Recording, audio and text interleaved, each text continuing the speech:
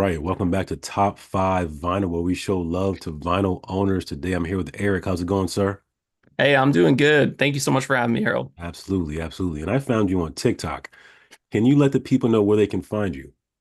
Oh yeah, absolutely. So yeah, you found me on TikTok. My handle's NowSpinning, spelled like it sounds. I also stream on Twitch, same name, NowSpinning, just with an underscore in between. So now underscore spinning. Hmm. And yeah, like I said, I'm super happy to be here. Thanks for having me. Of course, of course. Before we get started, I want everybody to subscribe, like the channel, tell all your cool friends, all that cool YouTube stuff. Um, and just before we get started, also, I found you on TikTok and you had played uh Super Mario Land vinyl. And that blew my mind because growing up, I was glued to my Game Boy. If I was in a car with my mom, if I'm following her in the store, if I'm in the house, like if I wasn't able to game, I was playing that game, and that game was a soundtrack for like a good year of my life. So when I heard that, I was like, oh my God, that's amazing. Um, so thank you for sharing. Yeah, absolutely. No worries. That's kind of the idea behind a lot of the content I make is nostalgia fueled. Obviously, I'm the same way. I grew up on all of those video games, Mhm, starting with NES and Super Nintendo and that kind of stuff. So, mhm, uh, I have a big soft spot for all that, and I collect soundtracks. I collect all kinds of records, but over the past few years, I've really gotten into soundtrack collecting, and I collect film soundtracks and also video game mhm, soundtracks mhm. on vinyl, which is kind of a niche rabbit hole to go down of an already niche hobby. So I will ramble on for days about that All stuff. right, cool. So let me ask you this. Growing up, was there a record player in the house? No, So did the not have question a after record that player. is, how did you get into vinyl? Yeah, so probably not like a super interesting story, but I was actually starting to collect CDs. So I didn't have a record player in the house, but I definitely had a CD player in the house. And before that, we had a cassette deck in the house. So I was always trying to make mixtapes Mhm. and steal my tape or steal tapes from my older siblings. I have an older brother and an older sister, so whatever they were into, I was into just by proxy. Um, and once I, was getting a little bit older, I got my first job when I was like 16. I started collecting CDs because I've always been into the collecting aspect of things, and I've Mhm. always been interested in just acquiring stuff. And I'm Mhm. probably a materialistic person in that way, but I just like having cool stuff. Mhm. Yep. And so I started collecting CDs. I set up an eBay account when I was 16 years old. This was like I'm gonna give my age away, but it was 2003. Okay. And I wanted to buy a record from or a CD from a band that I really, really liked called MU330. They're on Mm. Asian Man Records. They're like a ska punk band. And I accidentally bought the vinyl version. I guess I Huh. wasn't paying attention. Okay. And so I was getting packages sent to my parents' house. I was still, still living with my parents. And I get this record shaped package. And I'm like, what the hell is this? Mm. This Mm. I ordered a CD and it came in this 12 by 12 box. Right. And I open it up and it was like love at first sight, if I'm being Mm. honest. Like I opened it, I didn't expect it. I never really held a record before, but I saw the artwork blown up to that big size Yeah. and I'm like, oh my God. I took the disc out and immediately I was like, I need to get my hands on a record player and listen to this Yeah. thing. Yeah. So that was the first record that you actually had? That was the first record I actually had. Okay. Now, buying records, do you have a favorite spot to go to physically buy records? To physically buy records, I moved up to the Pacific Northwest about 5 years ago. And I don't know all the spots up here. I would say I'm from Los Angeles originally, from Southern Mm. California. Okay. Amoeba was my go-to when I lived down there. Amoeba Records in Hollywood. I really love CD Trader in the San Fernando Valley. There was a small shop in the valley nearby where I lived called Moby Disc, Mm. and they're not I've heard of around that. anymore. But they had a great used section, and I picked up so many like punk CDs and ska CDs of the music that I was into at the time. So Mm. those were and are still my favorite spots. Nice. Okay. Okay. And do you remember the last vinyl record that you bought? The last vinyl record I bought, they're actually sitting in the back of the. You could probably see there's a couple brown packages back there that I Yep, haven't opened. I see that. Okay. I think I won't give it away or anything like that, but I know they're both of those boxes are video game soundtracks, and Nice. one of them's a box set. So Okay. I've been holding off on Hmm. opening those. All right, cool. And lastly, have you seen any of your top five live before? Oh, really good question. Now I'm like looking at the stack of records to remind myself what's actually in the top five. I don't think so. No. Mhm. Okay. Okay. And with that being said, Eric, this is Yeah. top five vinyl. Show me your number five, the fifth vinyl record that you have next to you. All right, so this is gonna be in no particular order, by the way. Okay. Anytime you ask anybody what their top five of anything is, and especially I think people that are passionate about music or movies or the arts, it's such a tough question. I'm not gonna lie, I've been like racking my brain over the past 24 hours, and I put things in the pile, I took things out of the Mm, pile, mm. and I settled on these five, but I can't put them in any order. So you're gonna say number five. This is not in any particular order. I just want to throw that out there as a Totally disclaimer. understandable. I get it 100%. All right. So my top five, Okay. starting with the first one anyway. Okay. So this is a film soundtrack. And Mm, in curating this, I tried to kind of pull from every category. Like I said, I collect punk records, I collect metal, I love like post rock, I love jazz, I love old school fusion, that kind of stuff. So I'm all over the place, but I tried to kind of pull from every single category. So this is a film soundtrack from the film Looper. And great the movie. reason, yeah. If you remember that movie, I think it's got like Bruce Willis and Joseph Gordon-Levitt. Yep. Um, so this was actually one of the first film soundtracks that I bought, and this was probably, if you're familiar with the label, they're called Mondo. Mm, I think they got bought by like Funko recently, but this was one of their first releases, and they were doing some super super cool stuff at the time. They were doing randomly inserted color variants, so like you would buy it, you would just place an order on their website for the record, and then they would just randomly insert like the color variants. hmm. So it was very much like, I mean, I'll compare it to, I guess, like Beanie Babies or something like that, but it was very much like encouraged you to buy and then buy more, because if you wanted to collect the variants, you Mhm. needed to, you Right. needed to order, you needed to order two of them or whatever. Hmm. But this one, when I got my hands on it again, like this was one of the ones that was just so freaking cool. If you know the movie, it follows like an assassin that basically, or like a hired gun that hunts Hmm. people down, and he puts a burlap sack over their head right Yep. before he Takes them pulls the out. trigger. Right. So this record is like inside of a burlap sack that Mm, has like a cutout from the movie. So I just thought this was so freaking cool, and that's I different. never seen anything like this before. Yeah. And the jacket itself is like the money that they use in the movie. It's like futuristic sci-fi, Hmm. right? Hmm. Um, and the music's great. I love the film. Super super cool and original and creative. So yeah, this was definitely going to be in my top. I think this is one of my favorite film soundtrack releases, just because of the unique packaging, and like I said, I do really love the music as well. That's awesome. Is there any artwork in the back of that thing? Let's check it out. I think, yeah, it's got like a track listing Okay. on there. I know everything's sliding out because I don't I keep my jackets or my records outside the jacket. But yeah, it's got track listing on the back. It's got like this really cool embossed gold finish. So like I don't know if you could tell on the camera, but it's got like embossed. So Texture. this is like raised, yeah, Yep. texture Yep. exactly. Um and then the inside Huh. of the jacket, I think, is like Their half faces. Yeah. half Bruce Willis, half Yep. Joseph Gordon-Levitt, Yep. because they play the same character just Right. in time loop or whatever. Wow, that's great. I've not seen Yeah, that one before. That's great. Okay. yeah, Okay. yeah. Super, super cool.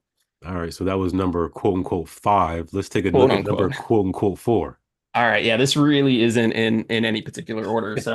Uh, so this is one of my favorite records by a band from Sacramento called Terra Melos. And they are like an independent instrumental. I guess, have you heard of math rock before? I have not. Kind of like a pretentious term, but it's essentially music that just kind of bounces around in like odd time signatures, Mhm. and really difficult to listen to, I think, for people. Some people find it annoying, but um, this record, and kind of going back to how I was picking these records out, a lot of the records that I ended up, I first pulled off the shelf were I was kind of thinking about things that were like transformative to me in my formative years, in really kind of like developing music tastes.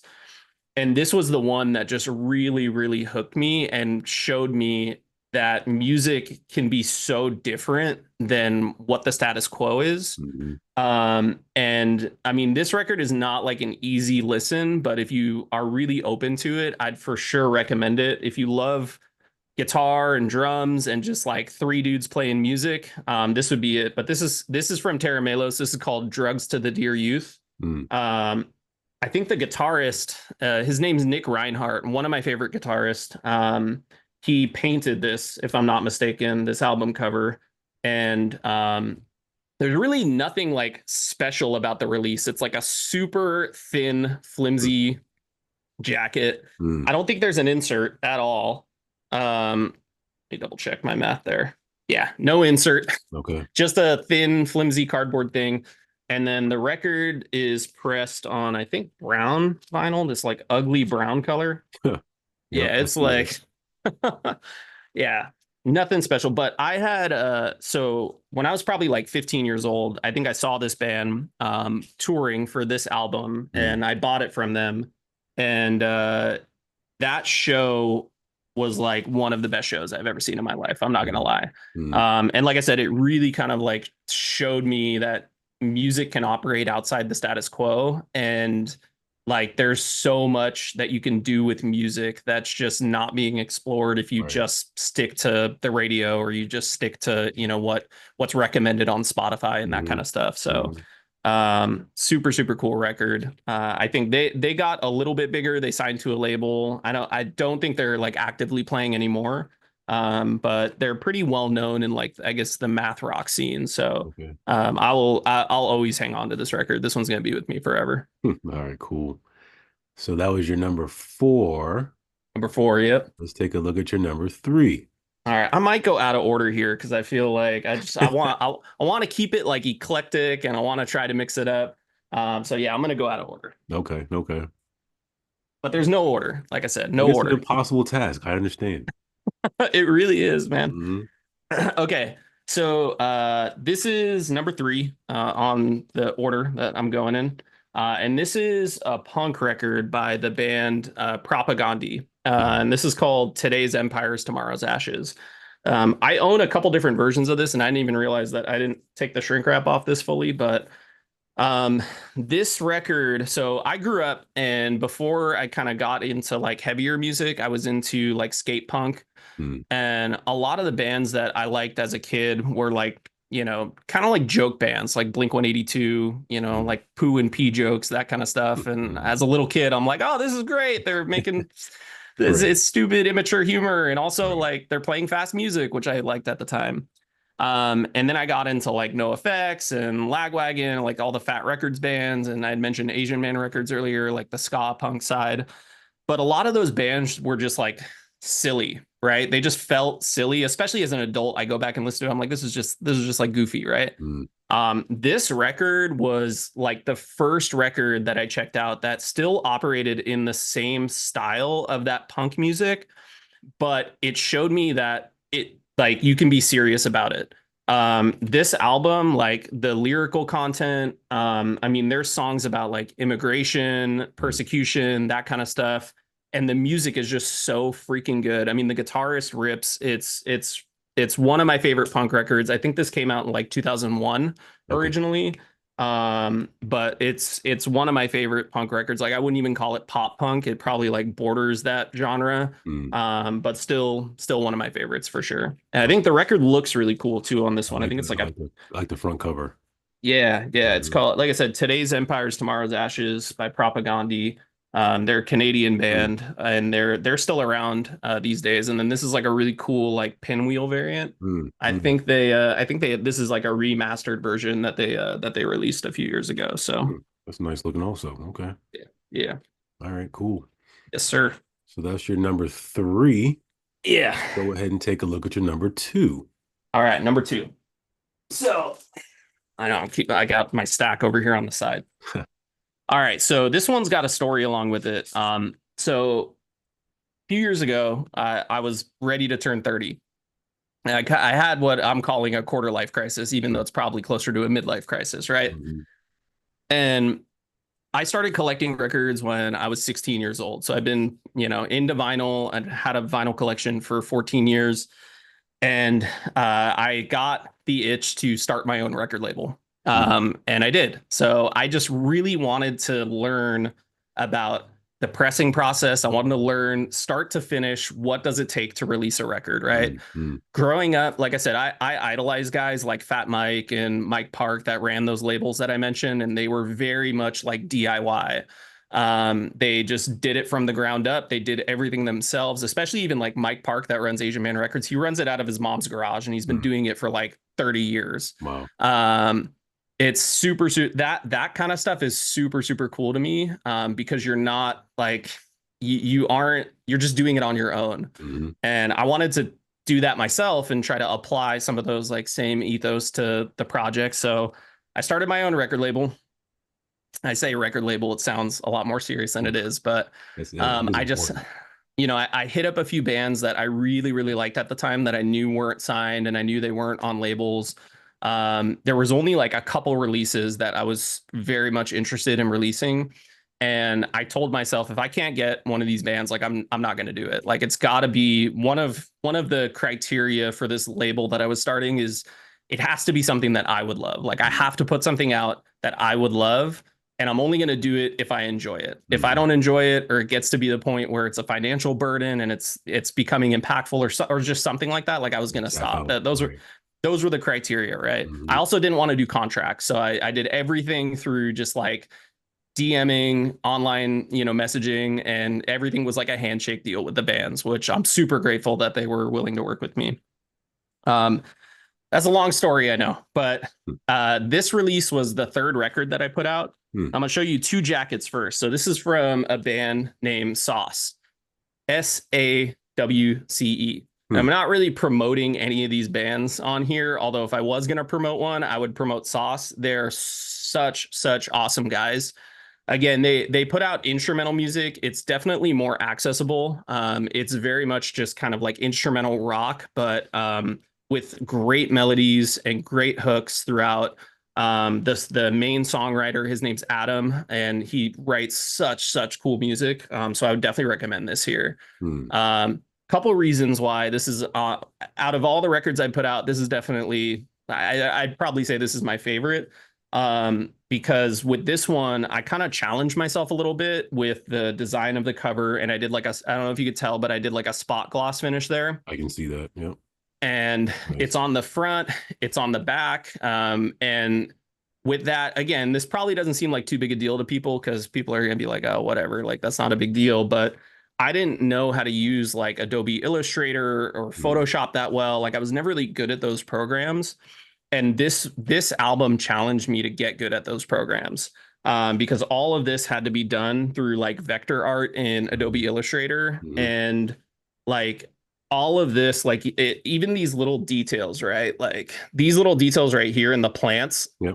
like all of that was me with a mouse, like clicking Ah. every single little outline on there Mm-hmm. and creating like a vector outline. Mm-hmm. And again, like that was the intention when I started the label, was like I just wanted to learn. I wanted to learn every step of the process on how these stupid things are made, right? Um, and yeah, the album is called Bedtime Stories. The band is Sauce, SAWCE. And I did something a little bit different for this release too, because this was my third release. I was a little more comfortable with the process and how to put them up and sell them and that kind of stuff. So I actually did a limited variant release for this, and I spray painted covers. Mm-hmm. So this Yep. was alternate jacket art, and I think I spray painted like 20 of them. Mm-hmm. And they're all different colors. Every one of them is unique. This was legit. So I was living in a 1-bedroom condo in the San Bernardino Valley, and I spray painted all of these myself by hand. Mm-hmm. I cut the stencils myself Wow. to spray paint them. I did it all on the little tiny balcony in our condo. I got spray paint everywhere. My entire condo smelled like spray paint for like a month straight, no joke. Um, and it's not like what I love about it is like the imperfections. Like again, if you look back at that same spot, like I did not do a good job with this. I really did. I really didn't, right? Mm, It's all kind of fuzzy. It's not really like accurate, but I love it. Like it was such a labor of love this release, and the band was so supportive throughout. And I just like I would throw out ideas and they're like, yeah, do it. And I'm like, I'm gonna spray paint covers. And they're mm, like, yeah, that sounds awesome. And mm, there was never like the whole process of starting a label and putting these records out was so cool for me. And it was like very smooth. I didn't have anything other than going into like a mountain of credit card debt from pressing the records, but and gotcha. then the variant looks dope. One of my favorite variants of all time, and this just worked out this way, but like one of my favorite looking variants is A side, B side, Hmm. navy blue and purple with like a white splatter that just came out looking sick. Yeah, that looks good. Yeah. Huh, nice. That's an interesting story. Yeah. All right, cool. So that was Yes, your number sir. two. Yes, sir. Now on to the Okay. grand finale. What do we have for number one? All right. So number one, like I said, I collect video game soundtracks. I've been collecting them for let me look what day it is. Like 7 years now. Mm, And this is one of my favorite video games of all time. And this is one of my favorite video game soundtracks of all time, and one of my favorite releases. So this we're gonna assign numbers to anything. This is the mm. number one spot right here. Okay, okay. All right, so you'll be familiar with this one, Harold. So we got The Legend of Zelda Oh, yep, Ocarina yep. of Time for Mm, Nintendo 64. mm, This is a box set mm, for the game, and it's got 3 records inside of it. And it's absolutely beautiful. Like the mm, camera is not going to do this justice, but it's got this like leather bound texture quality on it. mm, mm, Um, the side, I mean, it looks like it's made to look like a book. So when you mm. open it, it's got like gold embossing on the side here. Like pages. Um, Yeah. yeah, exactly. It opens up like so, Hmm. and then they came out with like these screen prints of the ocarina on top Hmm. here, and it's got volumes 1, 2, and 3. It's the entire soundtrack, like in depth to Wow. Ocarina of Time, all on like colored vinyl. Wow. Um, and yeah, it's not an official release from Nintendo, but one of my favorites and pretty hard to acquire Mm. these days. So That's pretty amazing. yeah, I think the reason why I love that soundtrack so much, outside of the nostalgia factor, right? I think as a kid, like if you grew up with Ocarina of Time, like that's gonna make it in, the top of anyone's video game list. But Hmm. going back and playing the game later as an adult, you don't really realize the impact that the music had on you playing that game. Hmm. And for me, it was profound. And it probably it sounds dorky, like 100% dork over here, but the music is so iconic, and it's Koji Kondo who writes most of the Zelda music, especially up through like the N64 era. He's a freaking genius, and just that music, you just hear it and you know exactly. Not only do you hear the song and you remember the song because it's so freaking melodic and memorable and catchy, it's almost like it places you in the video game. Like Mm. when you hear Saria's song, you know you're in the Lost Woods, you know you're outside of the Forest Temple. Like it's for me again, Yeah. dork alert, No, 100% I dork get it. alert here, I get it. but like it just resonates with me, right? So that's definitely one of my faves. Nice, nice. Yeah. Well, Eric, I really want to appreciate you for your time and sharing your out of order five. I love it. Yes, sir. Yes, sir. So, No, thank you so much for having me. This was awesome. I no don't I problem. don't I don't do interviews, so I hope I did okay. You did amazing. Thank you, sir. Yeah, man. We'll talk soon. All right, take All right, care. thanks, man. Bye.